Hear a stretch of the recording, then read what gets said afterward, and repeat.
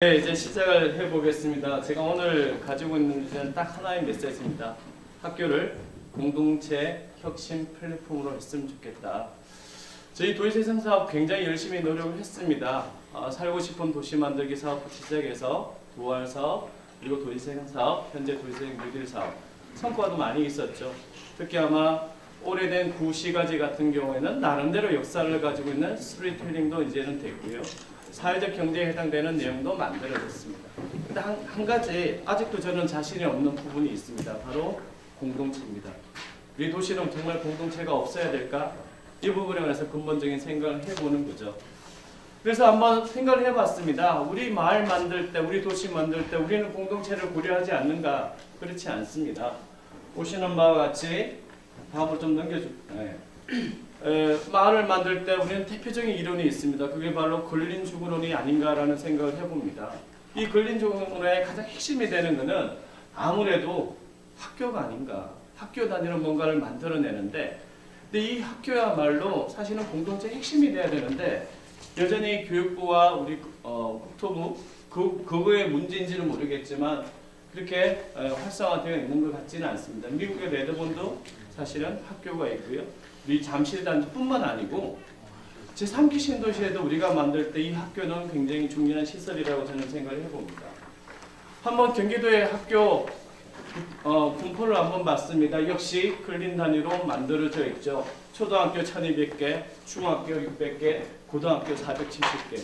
이 많은 학교가 어떻게 보면 공동체를 활성화할 수 있는 준비는 되어 있지만 실제적으로 우리 학교는 그렇게 잘 되어 있는 것 같지는 않습니다. 더욱이 저출산율로 인해서 학교는 비어가고, 저는 이렇게 기회도 한번 해봅니다. 비어가는 학교가 또 다른 공동체에 공간을 제공해 줄 수 있다는 생각을 한번 해보고요.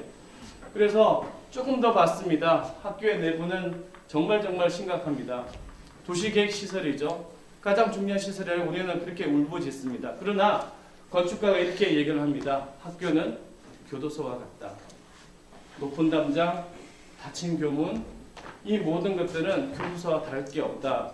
혹시라도 학교에서 사고가 하나 나면 그 학교는 더욱더 문을 걸어 잠깁니다.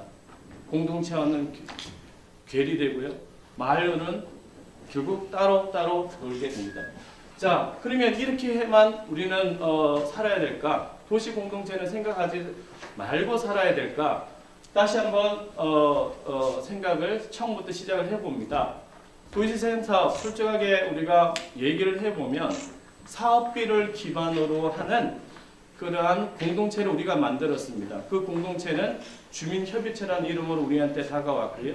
실질적으로 활동하는 사람은 20명 내지 30명이 답니다. 그리고 그 사업이 끝나면 그 주민협의체마저도 그 미래를 담보할 수가 없습니다. 반면에 이런 생각을 한번 해봅니다. 우리 공동체 뭐로 다시 한번 살릴 수 있을 것인가? 그 이유는 또 그 근거는 다시 근린주거론 한번 들어가 보고자 합니다.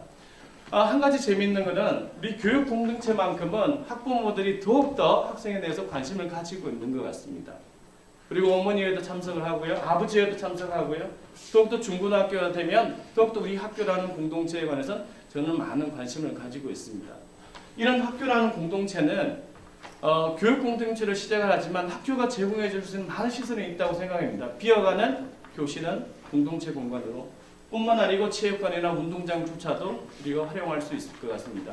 이미 잘 아시다시피 주말에는 우리가 활용할 수 있고요. 하루 중에도 적어도 12시간은 우리가 활용할 수 있는 공간이 바로 이 학교가 아닌가. 그럼 어떻게 활용할 수 있을까? 내용을 보면 이렇습니다. 몇 가지만 뽑아봤습니다.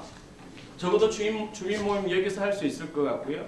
그리고 비어가는 교실 같은 경우는 돌봄 교실도 우리가 할 수 있을 것 같고, 마을 단위의 도서관도 우리가 여기서 넣을 수 있을 것 같습니다. 잘 아시다시피 초등학교는 11,000제곱미터 내외, 중고등학교는 13,000제곱미터 내외.